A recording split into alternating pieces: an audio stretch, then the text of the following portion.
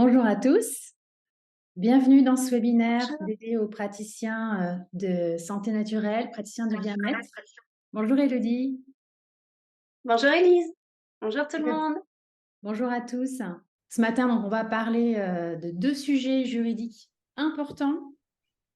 Les données de santé, on va parler du registre de traitement. On va vous expliquer avec Elodie ce qu'il y a à savoir, ce qu'il faut retenir, les erreurs à ne pas faire, les sujets qui sont interdits. Voilà, on va vous expliquer tout ça avec des exemples, des solutions. Peut-être avant de commencer ce webinaire juridique consacré aux praticiens du bien-être, peut-être nous présenter, Elodie. On peut peut-être dire un mot sur nous parce que je pense que la plupart d'entre vous nous connaissent, mais probablement qu'il y en a quelques-uns qui nous découvrent. Est-ce que, peut-être que tout le monde me connaît, mais je vais peut-être me présenter en quelques mots pour ceux qui ne savent pas bien qui je suis. Donc, je suis Élise Guillaudis, je suis avocate, je travaille du côté de Grenoble. Mon cœur de métier, c'est le droit du web, le droit du numérique. Je travaille aussi sur les contrats, sur la protection des données personnelles. J'ai créé un générateur, un logiciel juridique qui s'appelle Numédoc, qui me permet de proposer à des petites entreprises des documents d'avocats directement depuis mon logiciel en ligne. Et voilà, je vois que une majorité d'entre vous me connaissent, mais il y a quand même 30% qui ne me connaissent pas, donc c'est bien que je me présente. Et en parallèle de mon activité en droit du numérique, c'est vrai que je consacre une bonne partie de mon temps, de mon activité, à mieux sécuriser, à aider les praticiens du bien-être. Donc les naturopathes, les réflexologues, les kinésiologues, les énergéticiens, tous les praticiens du bien-être, du mieux-être, de santé naturelle. Je les accompagne, je essaie de leur proposer des solutions pour mieux sécuriser leurs activités, pour les aider à gagner un peu plus la sérénité juridique. Je te laisse la parole, Elodie, parce que tu vas co-animer avec moi ce matin le webinaire. Donc, je te laisse te présenter à ton tour. Oui, avec plaisir. Alors, moi je suis Elodie Huss. Je te laisse, Elise, mettre le prochain slide si tu veux, comme ça ils verront le Ouais, détail en même temps. tout à fait. Donc moi je suis praticienne en hygiène de vie et naturopathie.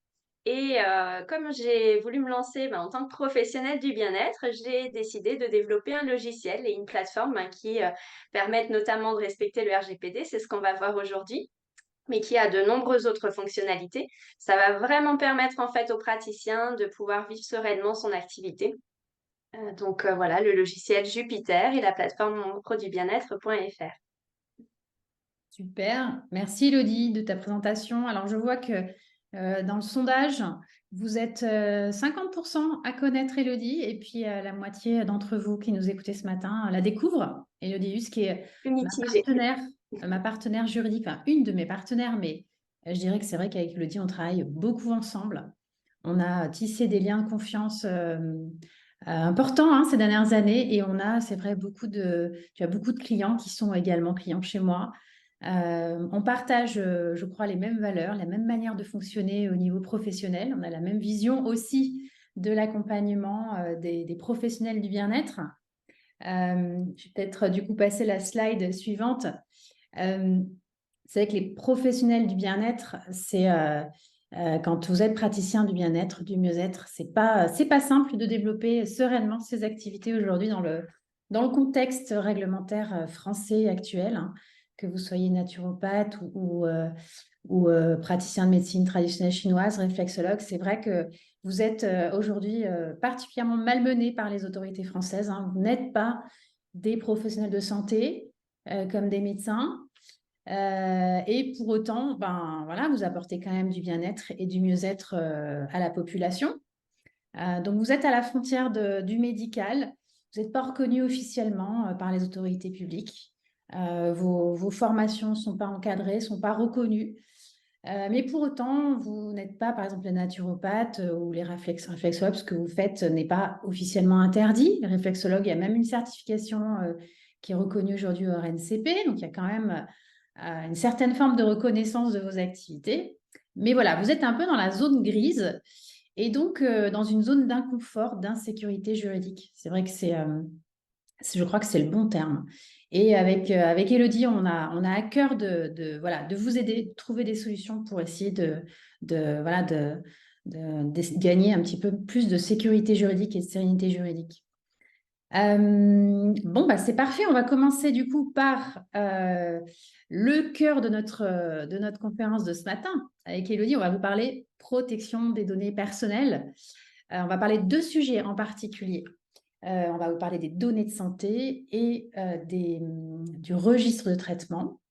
Mais si on veut dézoomer, parce qu'on va se concentrer sur ces deux sujets-là particulièrement, mais si on veut dézoomer un tout petit peu pour commencer, aujourd'hui, on parle en fait globalement de la protection des données personnelles, d'accord?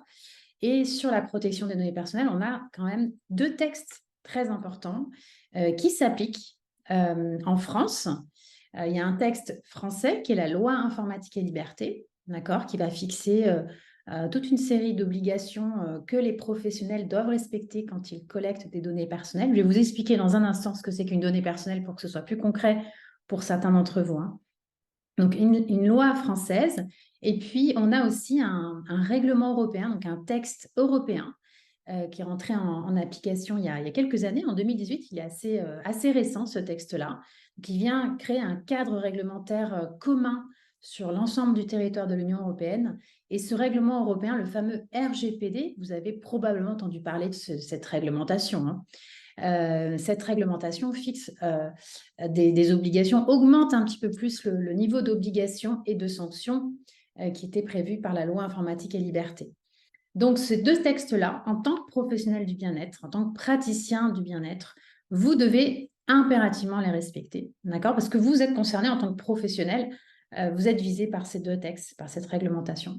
Et puis, il y a aussi une autre série de textes importants qu'on va concentrer dans le Code de la santé publique, puisque comme je vous le disais à l'instant, vous n'êtes pas des professionnels de santé. Pour autant, vous pouvez assez facilement être amené à travailler autour de la santé des personnes, être amené à collecter des données de santé. Je vous expliquerai aussi ce que c'est. Eh bien, il va falloir veiller aussi à respecter le Code de la santé publique. Donc, évidemment, vous n'êtes pas expert des lois, vous n'êtes pas avocat. Donc, vous allez me dire, mais comment je fais pour respecter ces textes-là? Je ne les connais même pas, ou en tout cas, je ne maîtrise pas les lois. Donc, pas de panique. C'est aussi pour ça qu'on fait cet événement, qu'on communique avec Élodie sur ces sujets. C'est pour vous aider, en fait, à mieux comprendre les règles, en tout cas les principales lois, les principales règles à respecter, pour que vous puissiez avancer un petit peu plus en sérénité juridique et que vous évitiez de faire des erreurs et de vous mettre en danger au niveau légal. D'accord? Donc, l'objectif du webinaire ce matin, c'est de vous aider à y voir un petit peu plus clair sur ces réglementations et sur les pièges juridiques qu'il faut absolument éviter. Donc, voilà le cadre réglementaire. Maintenant, je vais vous expliquer, pour certains d'entre vous, je pense que ce n'est pas forcément évident de comprendre ce que c'est que les données personnelles, d'accord? Qu'est-ce que c'est qu'une donnée personnelle? C'est vraiment toute information qui se rapporte à un individu, à une personne, comme Élodie, comme moi, comme vous. Donc, quels que soient les individus, hein, d'accord, qu'ils soient des individus dans un cadre professionnel, par exemple Élise Guillaudis, avocate, le fait qu'on donne des informations sur ma profession, c'est une information qui est en rapport avec ma personne, d'accord? Donc, ce sont des données personnelles me concernant, d'accord? Et donc, vous, forcément, en tant que professionnel, dans le cadre du développement de vos activités, vous êtes de toute manière en interaction avec des individus, d'accord? Avec vos clients, avec vos potentiels clients, vos prospects, avec peut-être vos partenaires, avec vos fournisseurs, avec vos salariés peut-être. Voilà, donc dans votre activité professionnelle, vous interagissez avec des personnes, d'accord? Et donc, nécessairement, vous êtes amené à faire des traitements, c'est-à-dire des opérations, des collectes, des stockages, des échanges, des traitements sur des données personnelles concernant ces personnes-là. Donc, les données personnelles dont on parle, donc ça peut être en effet, comme je disais tout à l'heure, des données d'identification, le nom, le prénom, l'adresse postale, l'adresse mail de la personne, son téléphone portable. Mais ça peut être d'autres types d'informations. Ça peut être des informations sur sa situation familiale. Donc, est-ce que cette personne est mariée? Est-ce qu'elle est divorcée? Est-ce qu'elle a des enfants?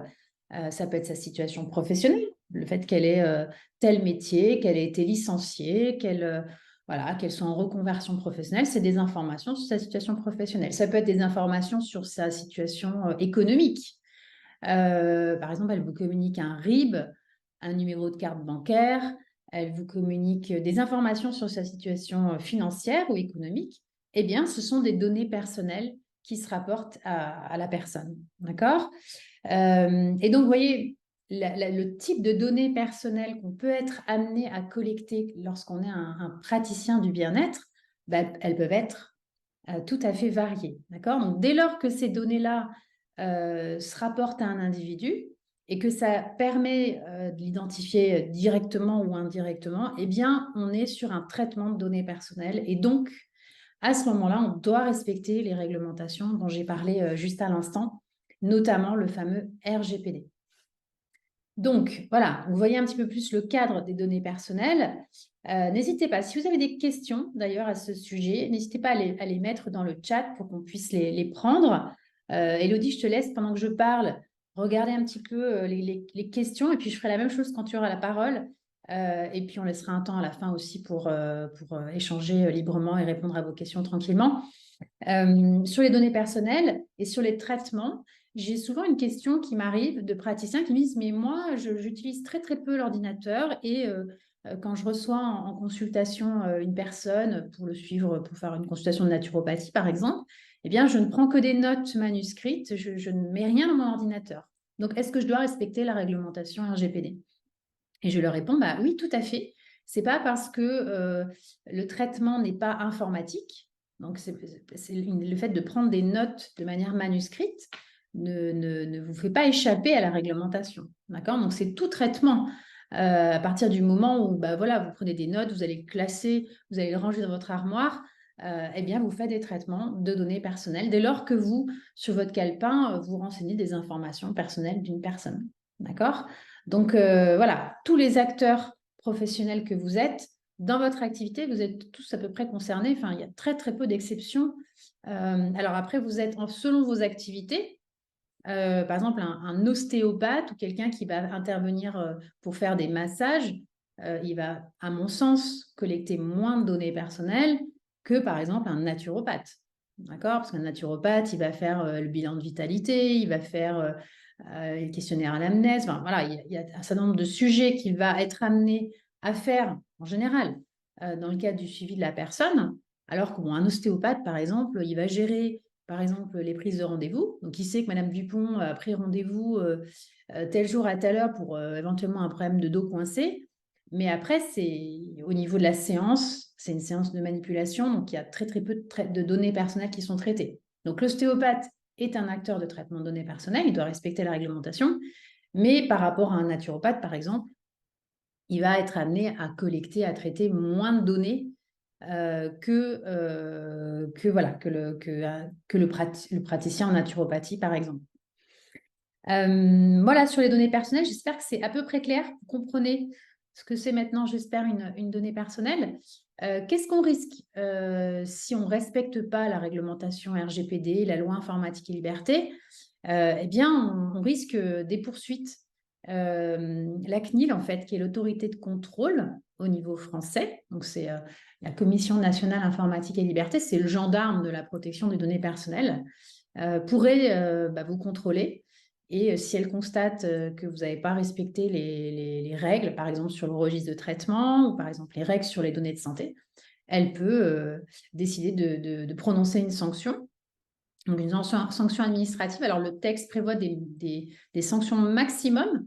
Et après, la CNIL, elle a évidemment un pouvoir d'appréciation selon la taille de votre entreprise, selon la gravité de l'infraction. Elle va arbitrer et considérer que voilà, dans le cas de figure, c'est une amende à hauteur, je ne sais pas moi, 2 000 € qui est légitime d'appliquer. Elle n'est pas forcément, elle ne sanctionne pas systématiquement par des amendes. Hein.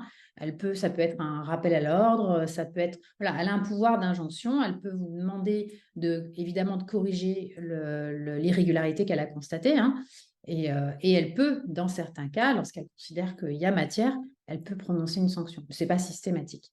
Et puis, en parallèle du pouvoir de la CNIL, eh bien après, les personnes concernées, hein, donc Madame Dupont, vos clients, les personnes dont vous êtes amené à collecter les données, si elles voient qu'en fait, vous ne respectez pas leurs droits, elles peuvent, en théorie, alors en théorie, de moins en moins en théorie, parce que les gens prennent conscience de plus en plus qu'ils ont des droits en fait en matière de données personnelles.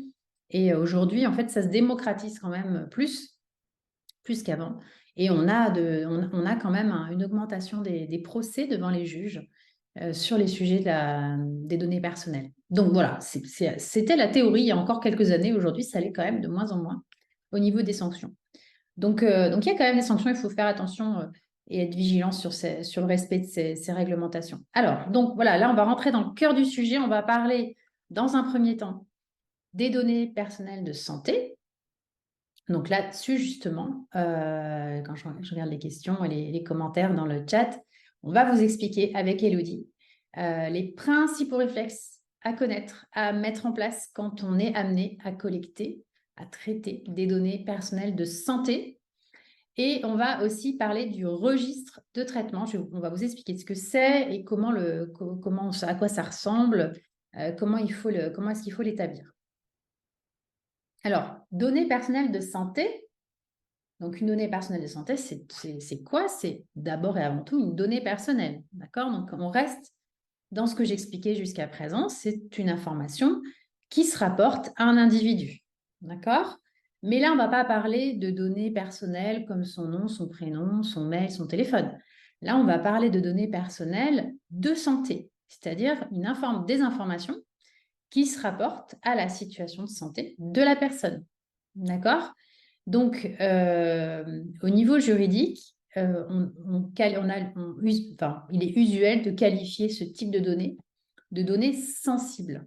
D'accord? Pourquoi sensibles? Parce que, en fait, la réglementation, et notamment le RGPD, va considérer que ce type de données personnelles est particulièrement vulnérable, en tout cas particulièrement sensible, et donc va vous demander de mettre en place des niveaux de protection encore plus importants que s'il s'agissait de données personnelles classiques telles que les données nom, prénom, adresse mail, etc. D'accord? Donc, dès lors que vous êtes amené à collecter des données personnelles de santé, eh bien, il faut retenir déjà le fait que vous devrez mettre en place des mesures de protection supplémentaires, renforcées. D'accord? Donc, qu'est-ce que c'est que ces données personnelles de santé? Alors, la notion de données personnelles de santé, c'est une notion qui est définie très largement, en fait. C'est toute information relative à la santé physique de la personne, à sa santé mentale, d'accord? Des informations sur la santé, les antécédents, c'est-à-dire sur les problèmes physiques ou mentaux qu'elle avait dans le passé, d'accord? Même si ces problèmes se sont résolus depuis, hein, le fait que vous ayez des informations, que vous preniez note des antécédents médicaux, des maladies, des difficultés que la personne a eues dans son passé, eh bien, sont considérés comme des traitements de données personnelles de santé. Donc, ça concerne donc les données de santé de son passé, de son présent, d'accord, potentiel ou avéré. D'accord, ça peut être une suspicion de maladie, on ne sait pas encore si c'est un cancer, mais il y a quand même des symptômes très importants. Voilà. Donc là, on est vraiment sur une notion, on peut assez facilement se dire que finalement, en tant que praticien du bien-être, je m'adresse aux réflexologues, je m'adresse aux naturopathes. Je pense que vous êtes un certain nombre dans l'assemblée à être concernés par ce que je suis en train de dire. Alors justement, peut-être que ça peut être le moment justement de nous dire, nous préciser parmi ceux qui nous écoutent, quelles sont vos activités? Est-ce qu'il y a majoritairement des naturopathes? Ouais, il y a quand même, je vois, une grosse majorité de naturopathes dans l'assemblée de ce matin. 50% à peu près, 20% de réflexologues, 8% énergéticiens, et puis ensuite on a une grosse autre partie, 47% de autres. On a mis une catégorie autres. Je vois Véronique, pharmacienne et naturopathe. Oui, vous avez souvent plusieurs disciplines, plusieurs activités à votre arc. Mais c'est vrai que c'est intéressant de voir. Il y a quand même une grosse partie de notre assemblée qui est naturopathe. Donc la moitié sont des naturopathes. réflexologue 20%. Je mets fin au sondage. Voilà, je partage les résultats pour que vous voyez dans l'assemblée comment sont réparties les activités. Coach thérapeute, nutrithérapeute, infirmière réflexologue, praticienne hypnose, ouais, coach thérapeute, sophrologue. On a un délégué à la protection des données, super, top. Bah, donc, vous allez pouvoir interagir si vous êtes DPO en plus de vos activités de praticien ou de praticienne. Vous allez pouvoir interagir dans le webinaire avec nous, super, et partager votre savoir. Donc voilà, donc du coup, si je reviens à ce que j'étais en train de dire, par rapport aux données personnelles de santé, par rapport à vos activités, d'accord, selon votre type d'activité, vous allez être amené à collecter plus ou moins des données de santé. Mais c'est vrai qu'en consultation, on peut assez vite se dire, quand on est un naturopathe, bah, qu'on va, on va être amené, alors peut-être pas systématiquement, hein, mais parfois à collecter, à traiter des données de santé. Donc voilà, à partir du moment où on traite des données de santé, eh ben, se pose la question de savoir qu'est-ce qu'on doit faire. D'accord? Alors, donc, j'en étais où? Voilà. Donc là, une fois qu'on a défini les données de santé, qu'est-ce qu'on doit faire? À quoi on doit faire attention sur ces données de santé? Alors, il y a déjà 3 choses à savoir. Et on va dire que le principe élémentaire, c'est de se dire, à partir du moment où je suis amenée à collecter des données de santé, c'est déjà se dire, l'objectif, c'est d'éviter d'en traiter. D'accord? Parce que comme je vous disais, il y a une protection supplémentaire des textes quand on collecte des données de santé. Donc, moins vous en collectez déjà, moins vous serez embêté, moins il y aura de complications réglementaires. D'accord? Donc, si vous pouvez éviter de collecter des données de santé, d'accord, en l'occurrence de vos clients, eh bien, c'est bien, c'est parfait. D'accord? Donc, pour ceux qui peuvent s'en passer, c'est parfait. Donc, ça veut dire que déjà se dire, je ne les collecte, je ne prends note, ou je mets dans mon ordinateur vraiment que ce qui est absolument nécessaire par rapport au suivi que je dois en faire. D'accord? C'est aussi se dire, je ne les conserve que le temps minimum nécessaire. Je n'ai pas besoin de stocker, de conserver pendant 4 ans, 5 ans, 6 ans, 7 ans ces données-là. Non, j'ai besoin de les conserver peut-être que vraiment quelques mois, peut-être le temps du suivi, et peut-être que ces données-là, je les supprime une fois que j'ai terminé le suivi de la personne. D'accord?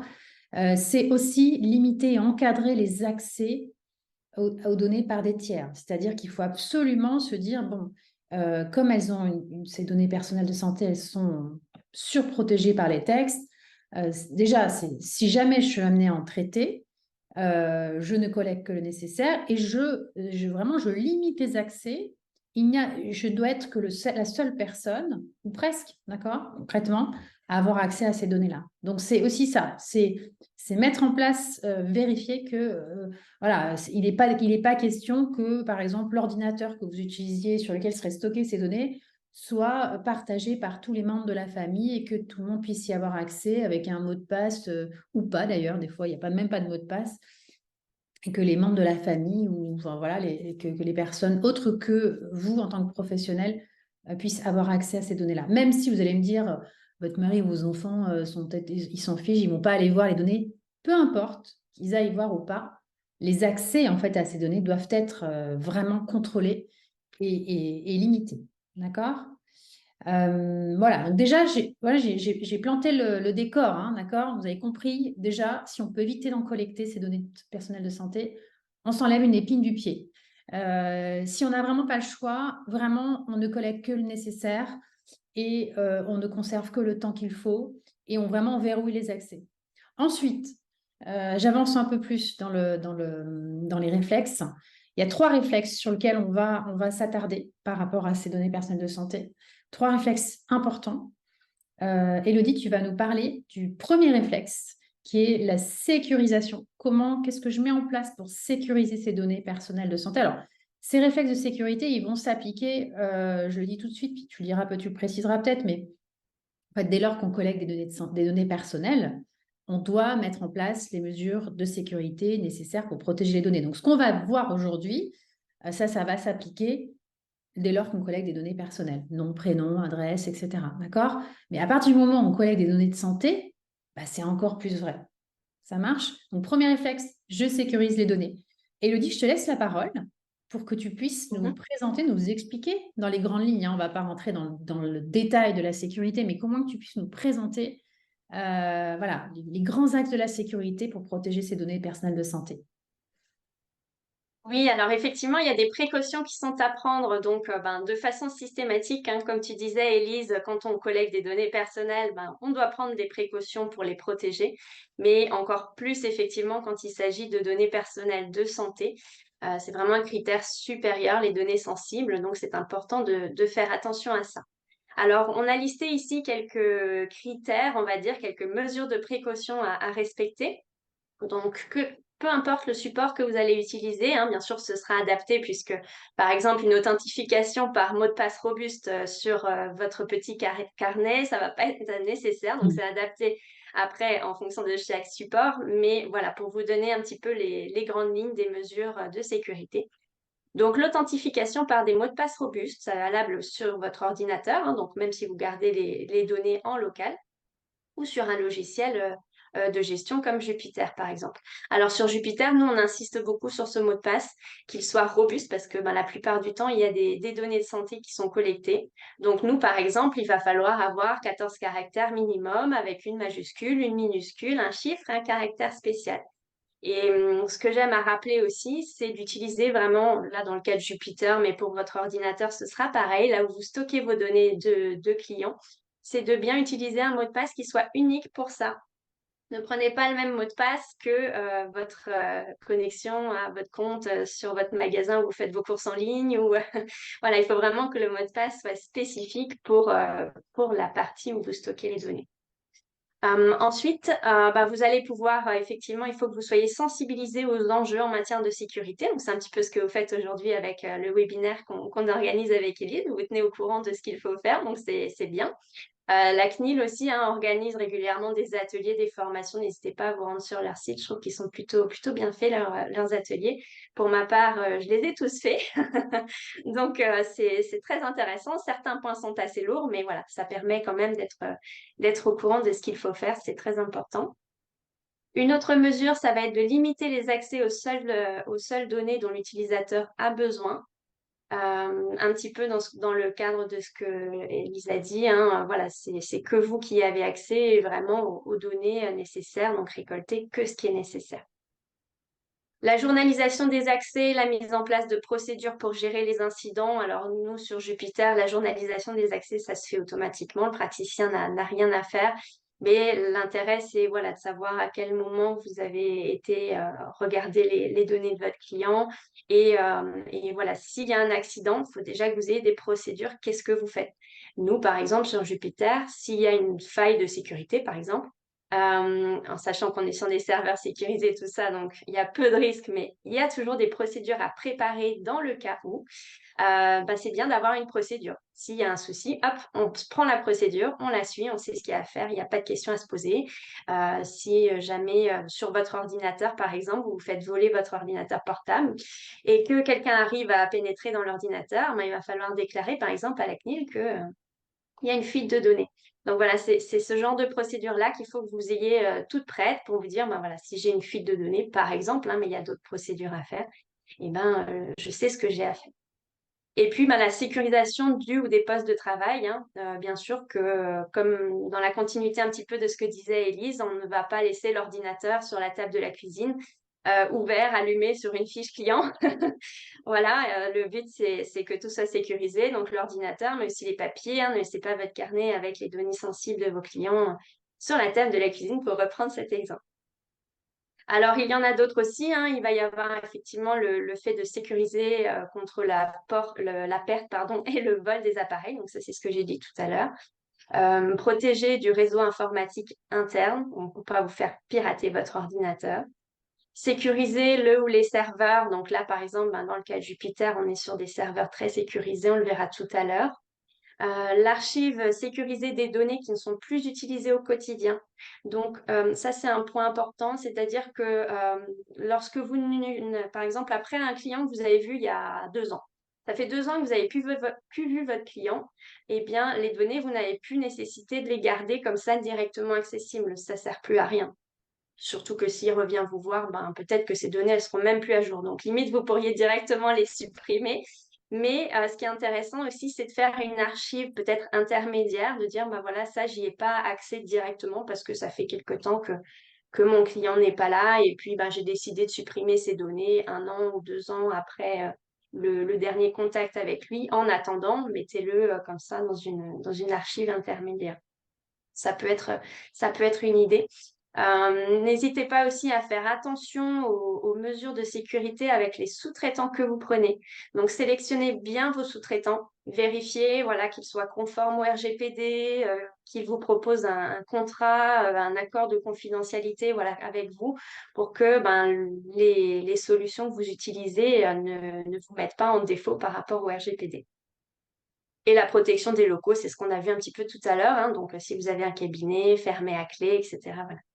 Oui, je réponds. Je crois que c'est Sophie qui posait une question là-dessus. Elle me disait, mais si je prends note sur un calepin, je crois, ou sur sur des fiches d'information, comment je les sécurise? Donc, en fait, c'est vrai que les mesures de sécurité, c'est pas que des mesures de sécurité informatiques ou numériques.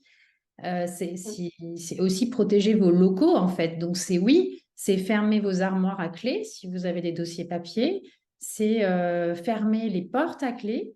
Est-ce que vos locaux ont un système, je sais pas, d'anti-infraction? Enfin voilà, c'est se poser ces questions aussi au niveau de vos locaux physiques. Qu'est-ce qui a été mis en place pour protéger ces données-là? Alors, il y a pas, la CNIL n'exige pas nécessairement que vos locaux soient avec un système d'alarme, etc. Mais il faut à minima qu'il y ait des armoires fermées à clé, que les portes puissent être fermées. Ah, ça, c'est le minimum, en effet. Voilà, on a fait le tour des principales mesures de sécurité. C'est vrai, comme disait Elodie, la CNIL, quand même, qui est donc l'autorité de contrôle, fournit bon nombre de fiches pratiques sur les mesures de sécurité. Donc, n'hésitez pas, si vous voulez aller un petit peu plus loin sur cette notion de sécurité, à aller regarder sur le site de la CNIL,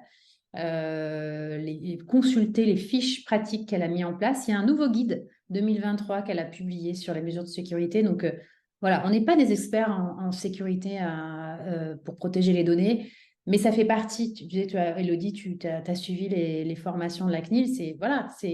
En tant que professionnel du bien-être, vous êtes d'abord et avant tout un professionnel, vous collectez des données personnelles, donc il faut avoir un minimum de connaissances, au minimum d'informations sur ces sujets de sécurité, sinon on ne peut pas mettre en place les bonnes mesures de sécurité. D'accord? Donc, voilà, je vous invite du coup à aller un petit peu plus loin sur ce sujet-là que le webinaire pour mettre en place les bonnes mesures de protection concernant les données.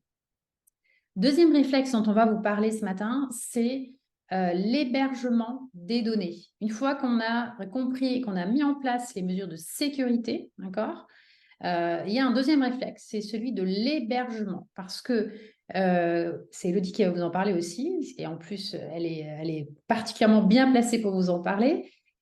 Dès lors que les données sont hébergées ailleurs que chez vous, hein, eh ben, va falloir respecter des contraintes d'hébergement particulières sur les données de santé. Elodie, je te laisse la parole. Oui, alors effectivement, on parlait d'hébergement tout à l'heure pour les logiciels, mais c'est vrai que peu importe le support, il va falloir le protéger, que ce soit sur votre ordinateur, par exemple sur votre propre serveur, ben, il va falloir effectivement là aussi le protéger. Ça va pas être bien sûr les mêmes critères de sécurité qu'un serveur HDS comme un logiciel de gestion, mais il y a quand même des choses à faire. Donc, c'est d'autant plus important, hein, je le rappelle, quand vous collectez des données de santé de vos clients. Par exemple, pour un logiciel ou un drive ou un outil tiers que vous utiliseriez qui est en ligne, il faut savoir qu'il faut collecter vos données de santé sur des serveurs qu'on appelle HDS, qui sont certifiés HDS. Donc, HDS, ça veut dire hébergement de données de santé. C'est des serveurs vraiment très sécurisés, hein. Ellie, si tu veux passer Ouais. Sur le slide après, j'avais mis voilà, une petite pyramide pour vous montrer un petit peu les différents niveaux de sécurité au niveau des serveurs. C'est vrai que le label HDS, pour l'avoir, déjà, il est délivré suite à un audit de la SIP Santé, hein, qui est donc une agence gouvernementale française, et qui atteste que les exigences de la loi en matière de données de santé à caractère personnel sont bien respectées. Par exemple, pour vous donner un exemple concret, un serveur HDS, pour obtenir cette norme, en fait, il doit y en avoir plusieurs. Il n'y en a pas qu'un des serveurs HDS, il y en a au moins deux qui sont dans deux villes différentes, à un certain nombre de kilomètres.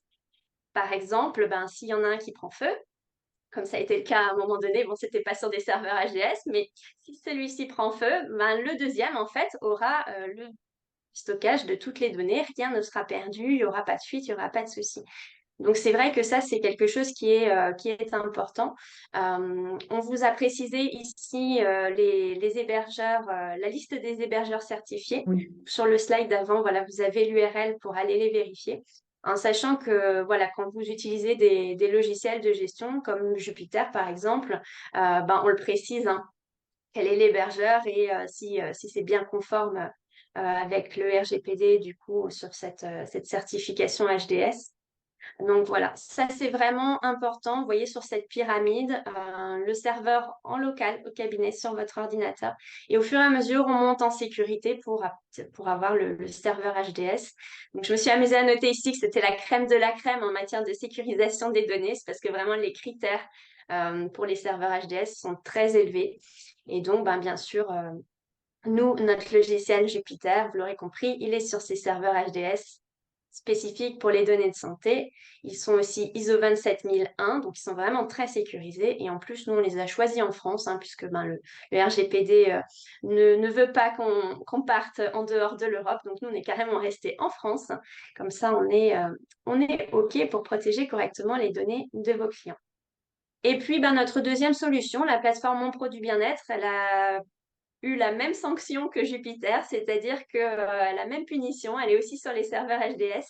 Donc, ça veut dire que si vos clients prennent rendez-vous avec vous sur la plateforme, ils renseignent leurs coordonnées, même au moment de la prise de rendez-vous, s'ils précisent, je donne un exemple, hein, mais j'ai eu une tendinite il y a 10 ans. On est dans la donnée de santé, voilà, ils mettent ça en commentaire, mais il n'y a pas de souci puisque sur mon produit bien-être, on est sur des serveurs également HDS. C'est pour ça. Ouais, voilà. Donc aujourd'hui, maintenant, tu proposes pas uniquement Jupyter, tu proposes cette plateforme Mon Produit Bien-être, qui est donc une plateforme de mise en relation avec des praticiens du bien-être et des utilisateurs.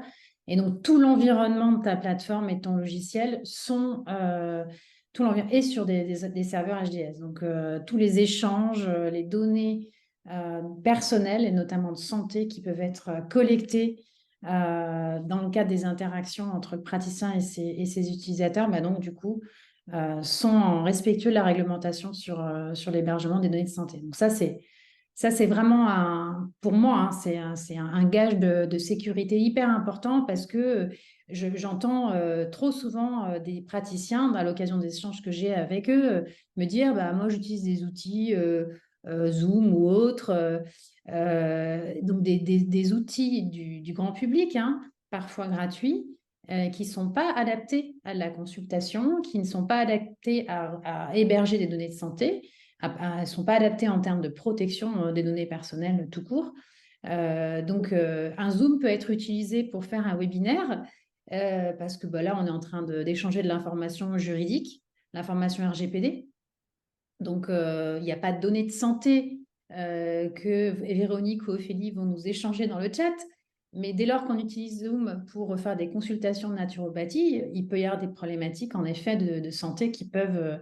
l'outil peut être amené parfois en fait à stocker, à enregistrer des données de santé. Donc la question c'est est-ce que l'outil est suffisamment sécurisé? Est-ce que l'outil présente un environnement HDS? On parle de Zoom, hein, donc voilà. Donc voilà, une des vigilances à avoir, c'est ça. C'est dès lors qu'on a des outils tiers du marché, c'est vraiment s'assurer que ces outils présentent un niveau de protection et d'hébergement qui soit conforme à la réglementation.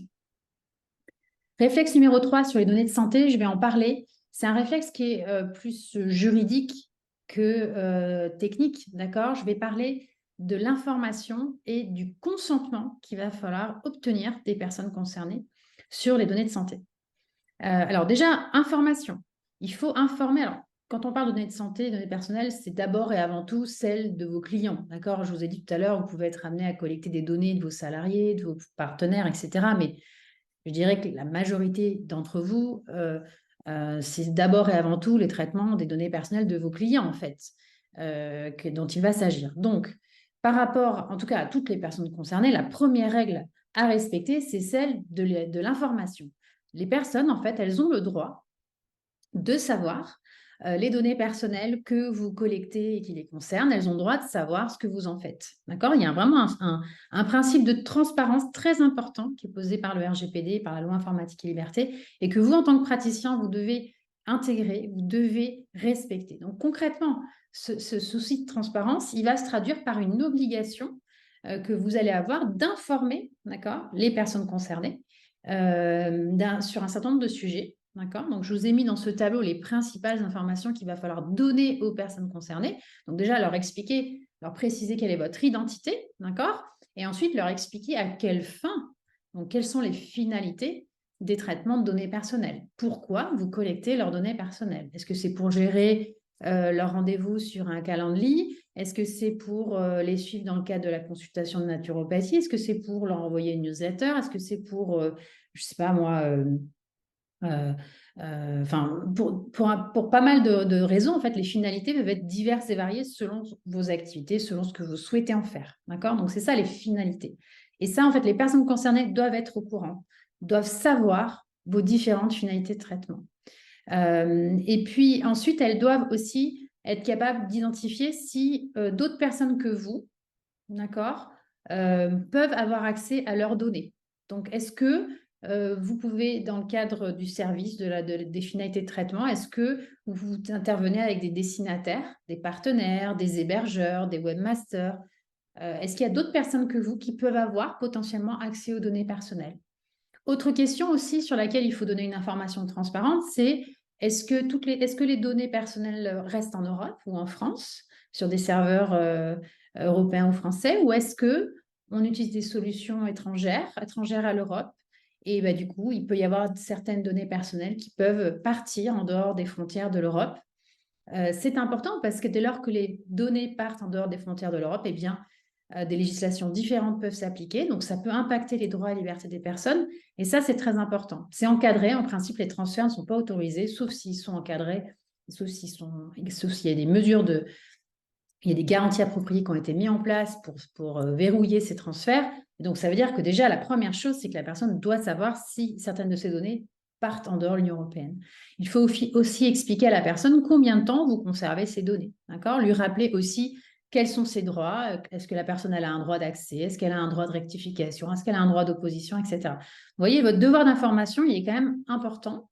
Et il n'est pas, c'est pas un devoir flou, c'est-à-dire que vraiment le RGPD liste les informations précises que vous devez donner en fait à la personne. Donc très concrètement, en fait, quand on a ces informations à donner, on n'a pas d'autre choix, parce qu'en plus on a la charge de la preuve. Hein, si demain on a un contrôle de la CNIL, c'est à nous de démontrer qu'on a rempli notre devoir d'information.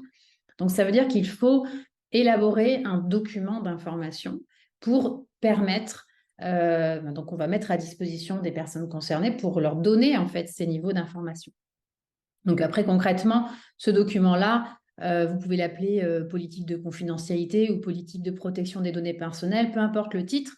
Ce qu'il va falloir regarder, c'est le contenu de ce document. Ce document, encore une fois, c'est un document d'information qui doit être communiqué ou mis à disposition des personnes concernées.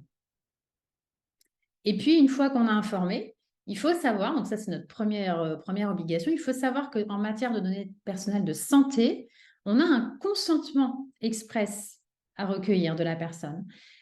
Pourquoi? Parce qu'on n'est pas professionnel de santé, on n'est pas un médecin, d'accord?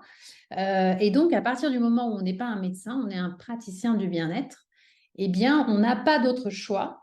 Parmi les bases légales qui sont prévues par le RGPD, on n'a pas d'autre choix que de recueillir, donc de respecter la base légale du consentement. Donc, ça veut dire que avant de collecter des données personnelles de santé, il faut demander l'accord de la personne. Est-ce que vous êtes d'accord pour que dans le cadre de mon suivi en naturopathie, par exemple, je collecte des données de santé vous concernant.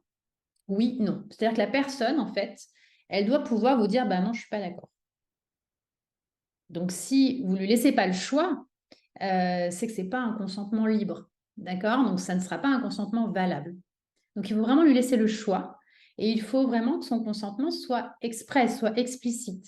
C'est-à-dire que le fait qu'elle prenne rendez-vous avec vous, qu'elle soit suivie pour une consultation, ne signifie pas implicitement, ne signifie pas qu'elle consent à la collecte de données de santé. D'accord? Ce consentement, il doit vraiment être explicite de sa part. Donc, concrètement, comment est-ce qu'on obtient ce consentement? Alors, il y a deux écoles. Il y a la vieille école, c'est-à-dire la vieille école, l'école traditionnelle où on peut prévoir un petit formulaire, une petite fiche pour leur demander, en fait, est-ce que les personnes sont d'accord? Et puis, vous conservez soigneusement les documents signés. Comme ça, si demain il y a un contrôle de la CNIL, vous pourrez dire, bah voilà, j'ai informé et puis j'ai recueilli le consentement des personnes. Ça, c'est la première option qui marche, hein, qui est très bien, qui fonctionne parfaitement. Et puis, il y a l'option un petit peu plus moderne que Elodie, on a mis en place. Et c'est vrai moi, enfin, en tout cas, je ne sais pas ce que tu en penses, Elodie, mais je trouve que ce qu'on a mis en place, on a allié nos forces. La force de Jupiter et Numétique ont été alliés pour proposer une solution de recueil de consentement qui soit facile, en un clic, intuitive. Et donc, du coup, c'est vrai que ça peut enlever une épine du pied des praticiens, des professionnels qui nous écoutent. Alors, voilà, peut-être on en parle de cette solution. Alors, déjà, c'est vrai que côté Numétique Avocat, côté Élise, ce que moi ce que je peux faire pour les praticiens qui ne se sentent pas la capacité de rédiger les documents, je peux élaborer vos documents de conformité, donc la politique de protection des données, vos conditions générales. J'ai mis au point sur mon site des packs de documents qui sont adaptés aux professionnels du bien-être et que vous pouvez d'ailleurs directement obtenir sur mon site internet. Donc voilà, ces documents-là, ils visent à vous permettre de respecter le devoir d'information qui est prévu par le RGPD et plus largement aussi vos devoirs d'information, notamment ceux prévus par le Code de la consommation. Mais une fois, voilà, comme je vous ai dit, on a ces documents, on a un consentement à recueillir sur les données de santé. Donc, comment on fait par rapport à ce consentement sur les données de santé? Et bien là, c'est grâce à Jupiter qu'on va pouvoir obtenir ce consentement en un clic. Voilà, là, je vous ai mis des captures du formulaire en ligne pour obtenir votre document, votre politique de confidentialité. Par exemple, sur Numédoc, en fait, pour obtenir votre politique de confidentialité, vous répondez à un questionnaire. C'est très simple, hein. Je vous pose des questions en ligne et puis vous cochez en fait les cases qui vous concernent. Et une fois que vous avez répondu aux questions, vous pouvez télécharger votre document, votre politique adaptée en fonction des réponses auxquelles vous avez répondu dans le questionnaire. Et puis, si vous avez des questions, vous avez des interrogations, vous avez des doutes, vous pouvez activer une option Acte Secure qui permet de refaire le point avec moi. On prend 1 heure pour faire passer en revue vos documents, passer en revue vos activités pour voir si tout est complet, rien n'a été oublié, et pour finaliser vraiment votre conformité juridique. Donc ça, c'est la partie documents juridiques. Et puis, vos documents juridiques, si vous êtes aussi chez Elodie, si vous êtes chez Jupiter, eh ben, vous allez pouvoir très facilement les communiquer à vos clients et obtenir le fameux consentement sur la collecte de données de santé. Je te laisse la parole, Elodie, pour peut-être présenter un peu plus en détail cette partie-là. Oui, alors effectivement, bah là, vous allez avoir des documents juridiques qui sont bien faits avec Élise. Après, le tout, c'est de le remettre au client parce qu'il ne faut pas garder ces documents juridiques au fond du tiroir ou Oui. derrière dans un dossier sur votre ordinateur, bien cachés. Le but, c'est de communiquer dessus, c'est que vos clients puissent les voir. Donc, en fait, là, vous allez pouvoir, sur Jupiter, informer vos clients de ce que vous faites de leurs données, hein, notamment via la politique de protection des données et vous allez pouvoir obtenir leur consentement directement depuis Jupiter. Donc, en fait, sur le logiciel, dans les paramètres, vous avez un simple bouton à basculer sur oui. Et ça va vous permettre, en fait, de recueillir le consentement de vos clients, ainsi que la possibilité de leur transmettre votre politique de confidentialité, les CGV dont Élise vous a parlé. comme vous le voyez là sur la petite capture, tu peux laisser encore un petit peu, Élise, la capture d'avant. Là, vous avez une petite case à cocher sur l'ordinateur. Mais en fait, c'est ça que votre client voit sur son espace personnel. Donc, la première fois qu'il va se connecter à son espace personnel, il va voir ceci. Il va avoir accès aux 2 documents juridiques si vous les avez mis. Et il va pouvoir cocher la petite case comme quoi il accepte la collecte des données de santé pour le bon déroulé de votre rendez-vous. Donc, grâce à l'espace personnel, le client il va vraiment avoir accès à l'information et il va pouvoir très simplement vous donner le consentement. Là, il n'y a pas besoin d'envoyer de mail, pas besoin de faire signer un papier, etc. C'est beaucoup plus simple. Et donc, sur le slide d'après, pour être au clair par rapport à ce que Élise a dit tout à l'heure, vous devez ensuite pouvoir prouver que votre client, il a accepté la collecte. Donc, c'est pas juste à l'oral, oui, oui, je suis d'accord, on y va, on fait le rendez-vous. Là, il a coché sa case sur l'espace personnel et vous, sur la fiche du client sur votre logiciel, vous voyez voilà, qu'il l'a accepté tel jour à telle heure. Donc, ça vous permet de prouver en cas de contrôle que vous avez bien recueilli son consentement. Et puis, le client, il pourra à tout moment reconsulter ces différents documents directement depuis son espace personnel. Donc, ça, c'est aussi intéressant pour lui.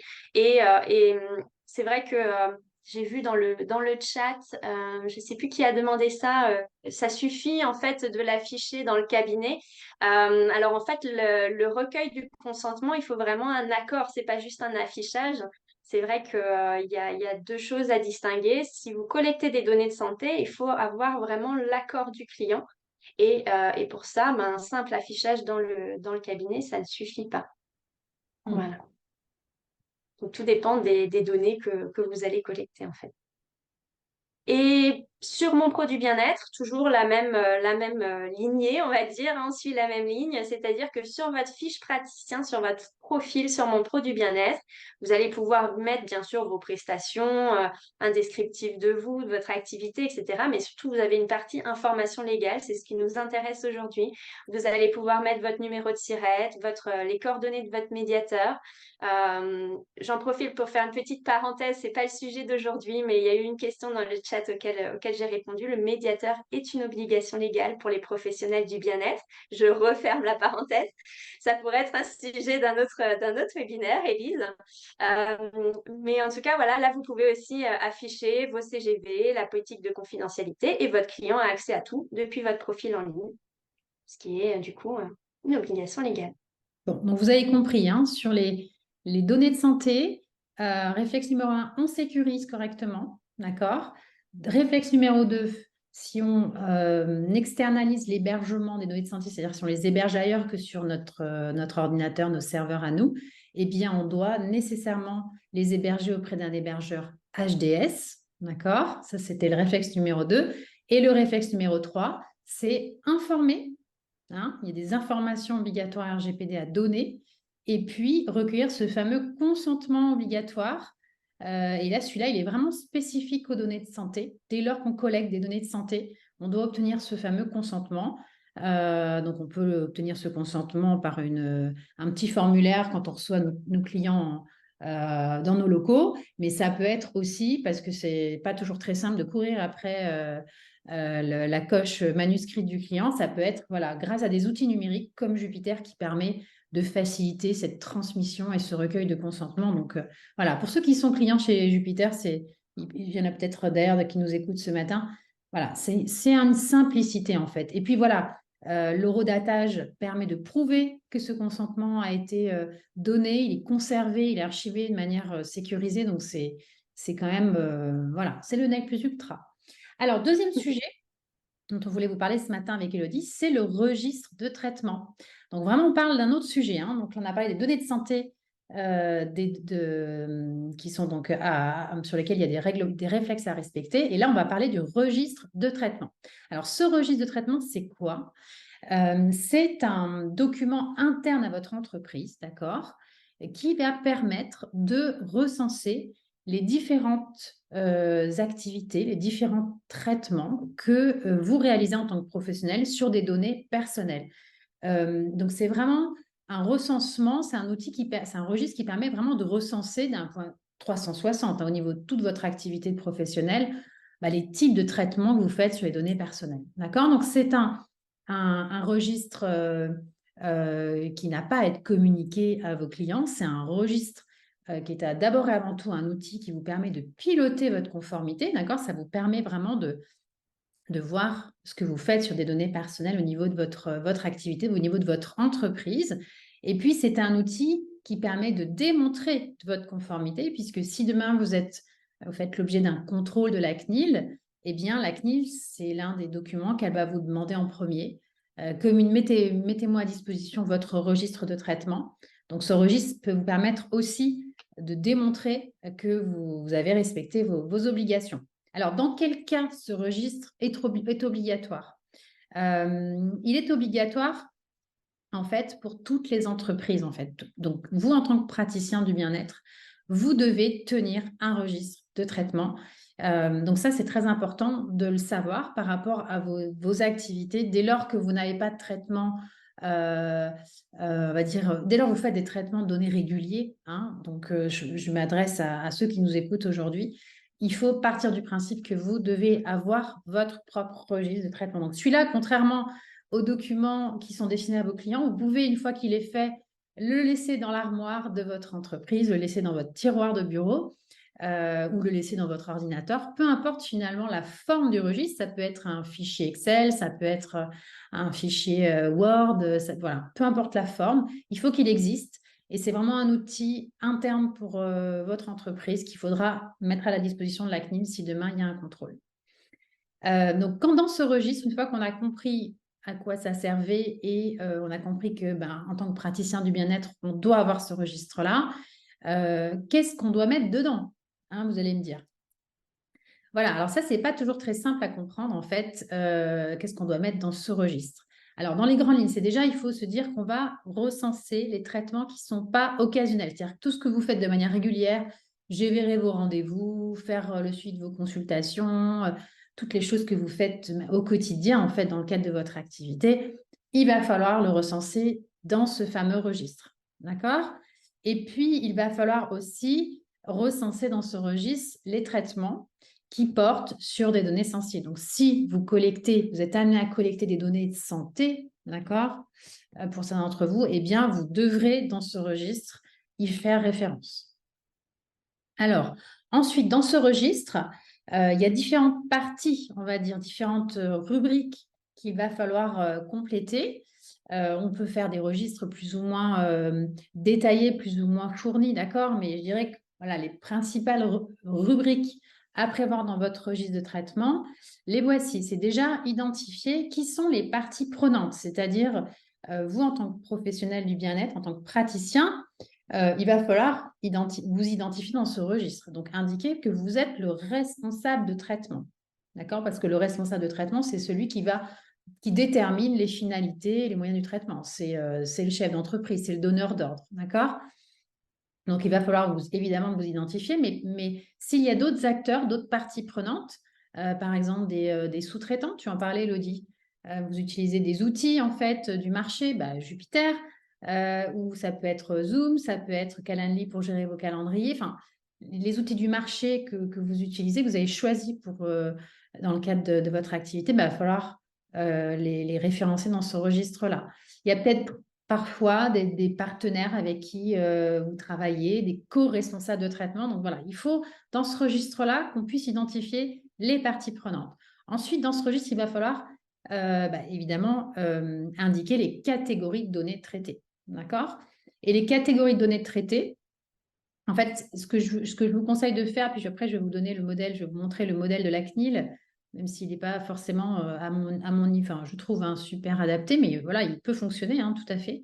L'idée, c'est de pouvoir, par type d'activité de traitement, ensuite aller vraiment préciser quelles sont les finalités de traitement, préciser les catégories de données que vous êtes amené à traiter, d'accord? Est-ce que c'est des données qui concernent l'identification de la personne? Est-ce que je peux être amené à collecter des données sur la situation familiale de la personne? Est-ce que c'est des données de santé, etc., etc. Donc, on identifie les types de données personnelles par catégorie.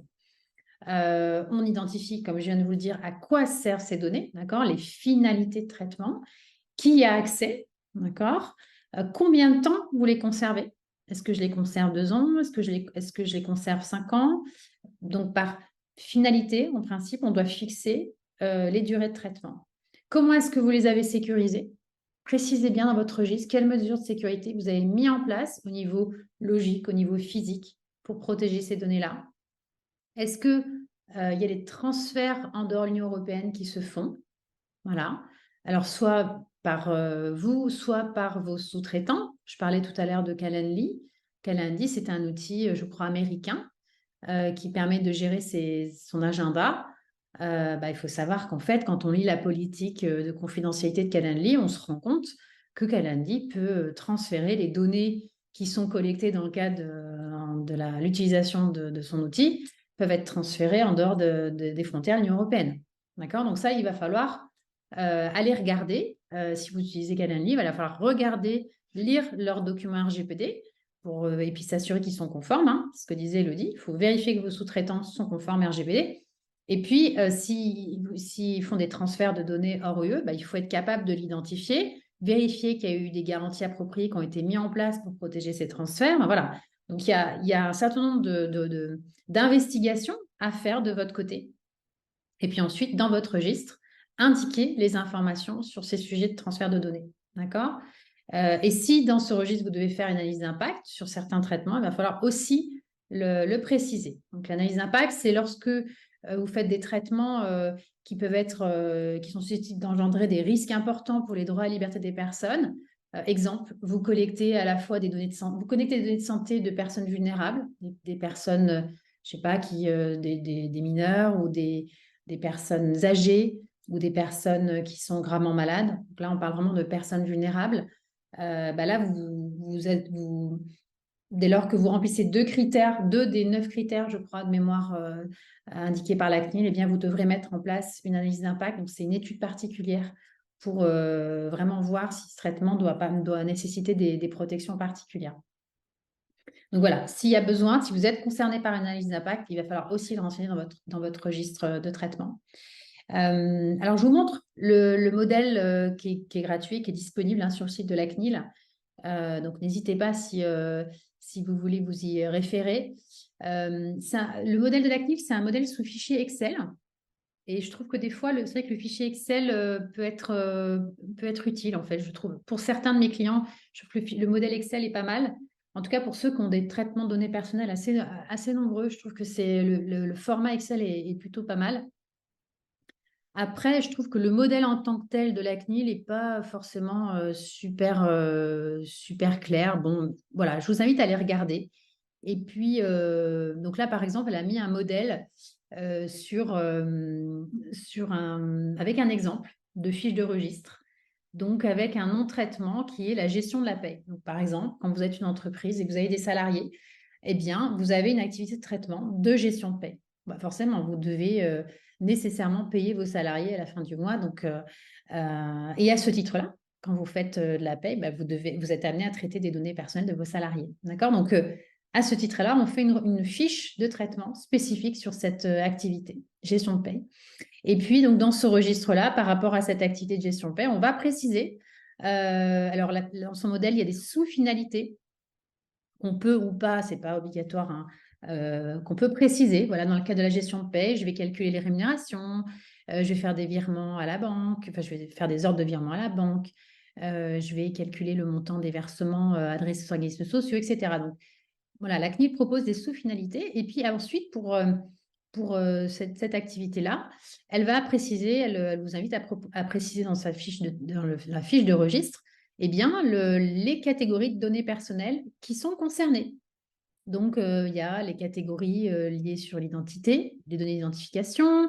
Ensuite, il y a les données d'ordre économique et financier, les données relatives au numéro de sécurité sociale, etc. Donc là, on va préciser dans son registre le type de données personnelles qu'on est amené à collecter pour faire cette activité de gestion de paie. Et puis voilà, en fait, on va dérouler, on va préciser voilà, les types de données personnelles, les durées de conservation, qui a accès, quelles mesures de sécurité on a mis en place. Donc en fait, c'est vraiment une fiche qui vous permet de recenser et de répondre aux principales questions qu'on doit se poser et auxquelles on doit répondre lorsqu'on traite des données personnelles. Donc, allez-y, allez regarder un petit peu ce modèle. Et pour ceux qui ont peut-être pas encore leur registre, c'est vrai que ça peut être intéressant de se dire dans le sondage, finalement, On peut peut-être lancer un sondage ouais, sur le qui a un registre de traitement parce que je ne suis pas sûre que tout le monde en ait un. Qui a déjà fait son registre? Et dites-nous si vous l'avez déjà fait, quel outil vous avez utilisé. Est-ce que vous avez utilisé le modèle de la CNIL ou est-ce que vous avez utilisé votre propre modèle? Est-ce qu'il y en a d'autres qui... Majorité de non, hein.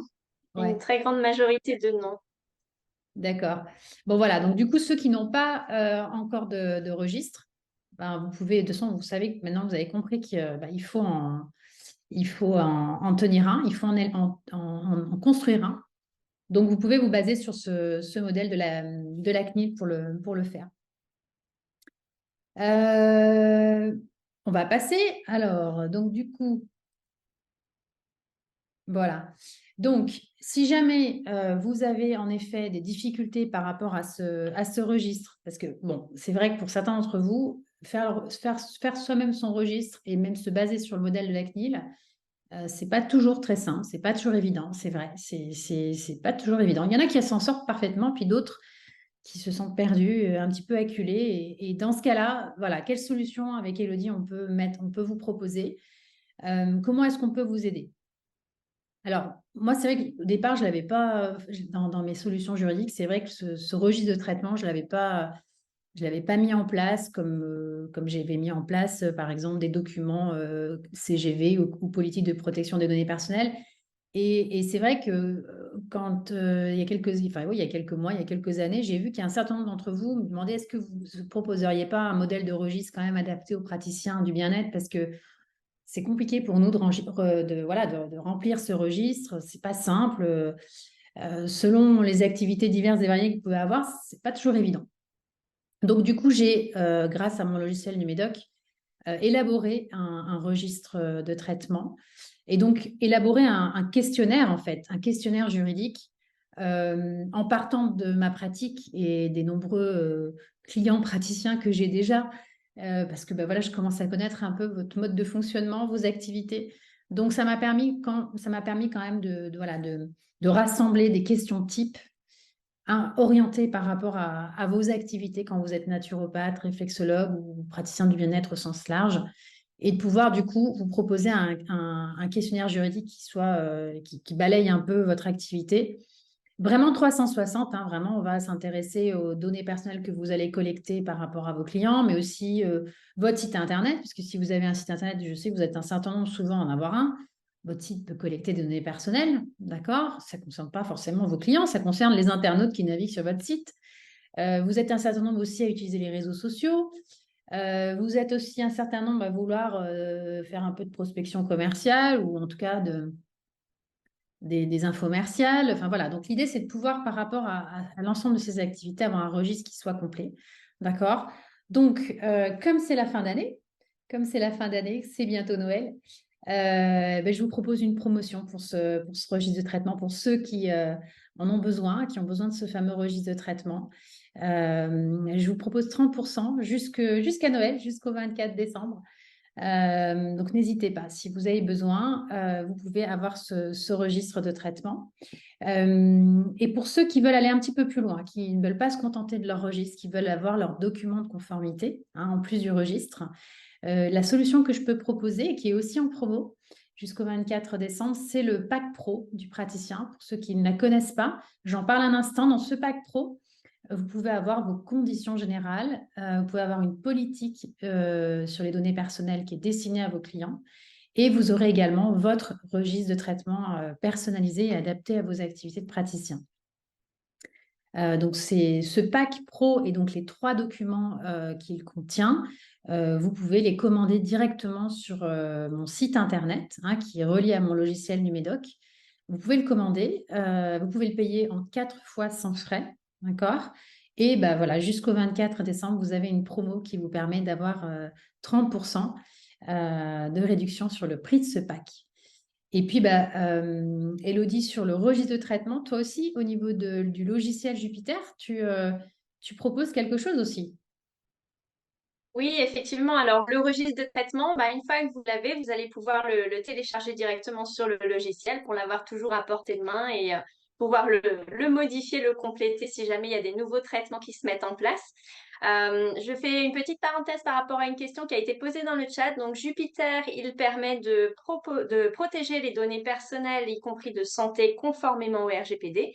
Il permet de recueillir le consentement de vos clients et de leur transmettre vos documents juridiques simplement via leur espace personnel et sécurisé.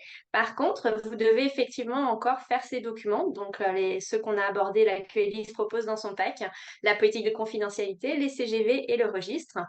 Ça, c'est des documents qui sont propres à votre entreprise. Donc, soit vous les faites par vous-même avec les modèles qu'on vous a transmis, soit effectivement avec l'aide d'Élise. Donc, nous, sur notre solution, on va également vous proposer une offre pour la fin de l'année. Donc, on vous fait moins 25% sur toutes nos offres annuelles. Donc, ça peut être sur Jupiter uniquement, comme vous le voyez ici à gauche, hein. Donc, Jupiter, c'est vrai qu'il permet de protéger les données et tout ce qu'on a dit aujourd'hui, mais il a d'autres avantages aussi pour les praticiens, hein. Vous pouvez y faire votre facturation, vous pouvez fidéliser vos clients. L'espace personnel, bien sûr, il permet d'accepter le recueil du consentement du client, mais il va aussi vous permettre, par exemple, de faire remplir une partie de votre questionnaire en amont du rendez-vous sans passer par des mails qui ne seraient pas sécurisés. Là, vous restez vraiment le client sur son espace sécurisé qui se synchronise automatiquement avec votre logiciel sécurisé et vous avez les réponses de vos clients si même il y a des données de santé dedans. Ça ne pose pas de problème, contrairement à un questionnaire rempli par mail ou j'entends parfois par Google Form lors d'appels découvertes. Voilà, attention aux données de santé sur le Google Form. Là, via l'espace personnel, vous êtes tranquille. Vous pouvez aussi gagner du temps dans la rédaction de vos conseils avec des conseils déjà types qui sont présents. Vous avez vraiment un suivi client complet, sécurisé et centralisé. Et vous pouvez également avoir des statistiques par rapport à votre activité, suivre l'évolution de votre chiffre d'affaires, voir quelles sont les prestations qui fonctionnent le mieux, le moins bien, etc. Donc là, jusqu'au 24 décembre 2023, on vous propose du coup à 239 euros TTC pour la première année au lieu de 319 euros. Et si vous êtes intéressé pour avoir la solution complète tout en un, pour avoir vraiment une gestion sereine de votre activité, vous avez toute cette partie Jupiter que je viens de vous citer, plus le fait d'être visible en ligne sur une plateforme sécurisée, hein, mon produit bien-être dont on a parlé aujourd'hui, mais aussi la gestion complète de vos rendez-vous, de votre agenda, des rappels automatiques par mail, par SMS, le paiement en ligne au moment de la prise de rendez-vous, le recueil d'avis clients et je vous ai teasé ici, hein, en 2024, vous aurez la possibilité de proposer des rendez-vous en visio directement depuis mon produit bien-être. Donc, profitez-en là aussi. On est à 396 euros TTC pour la première année au lieu de 528. C'est jusqu'au 24 décembre. Donc, pour découvrir toutes nos solutions, hein, sachez que sur notre site internet, on va vous mettre le lien dans le chat. Ouais. Vous pouvez aller visionner nos vidéos de démo pour voir plus en détail ce qu'ils proposent, parce que là, on a fait un focus RGPD, mais Jupiter, il a vraiment beaucoup d'autres facettes intéressantes pour nous en tant que praticiens. Et vous pouvez aussi réserver un appel découverte et en découvrir plus. Donc, n'hésitez pas, on reste à votre écoute. Ouais, j'ai mis toutes les infos sur les promos dans le chat. J'étais en train de regarder, c'est vrai qu'il y a eu quand même pas mal de commentaires, de questions. Donc, vu l'heure qu'il est, on va peut-être prendre une ou deux questions, mais c'est vrai qu'on va pas pouvoir y passer beaucoup de temps. Ce que je propose à ceux à qui on n'aurait pas répondu aujourd'hui dans le cadre du webinaire, n'hésitez pas à nous contacter si ça concerne une question juridique, RGPD. Donc, j'ai mis mon mail dans le chat. N'hésitez pas à m'envoyer un petit mail pour qu'on puisse continuer à échanger voilà, s'il y a des questions qui ne sont pas encore très, très claires pour vous. Est-ce que tu as vu toi, Elodie, dans le chat, des questions auxquelles on n'aurait pas répondu déjà? Alors, je suis en train de les reparcourir parce que c'est pas que j'ai essayé de répondre à un maximum, voyant l'heure passer pendant que tu parlais, j'ai essayé de répondre dans le chat déjà. Donc, j'ai refait le point sur le registre et la politique de confidentialité qui semblait pas être tout à fait claire. Et puis, merci à Naturo. Alors, je ne connais pas votre prénom, mais qui a donné des informations sur l'analyse d'impact. Parfait. Ce n'était pas l'objet du webinaire de ce matin. Mais voilà, pour ceux qui, en effet, voulaient savoir ce que c'était qu'une analyse d'impact, c'est très bien d'avoir précisé les choses. Oui, bon, alors après, on a demandé aussi le modèle du registre de traitement de la CNIL. Il me semble qu'il a été communiqué également. Oui, j'ai mis Voilà, le lien. n'hésitez pas. J'espère surtout qu'on a été clair avec Elodie, qu'on vous a apporté des réponses, des solutions. et que vous repartez de ce webinaire avec voilà, des choses dans votre besace et que vous y voyez un petit peu plus clair sur votre sécurité juridique. Et puis, bah, écoute, je te propose, Elodie, qu'on en reste là pour ce matin.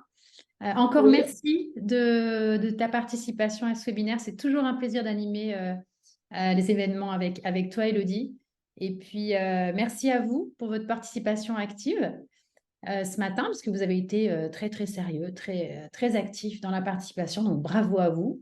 Et puis, bah, à très bientôt. Passez de bonnes fêtes de fin d'année. Profitez bien de cette fin d'année. Et puis, bah, à très vite. À très bientôt. Merci à toi, Elise. À très bientôt, tout le monde. Allez, au revoir.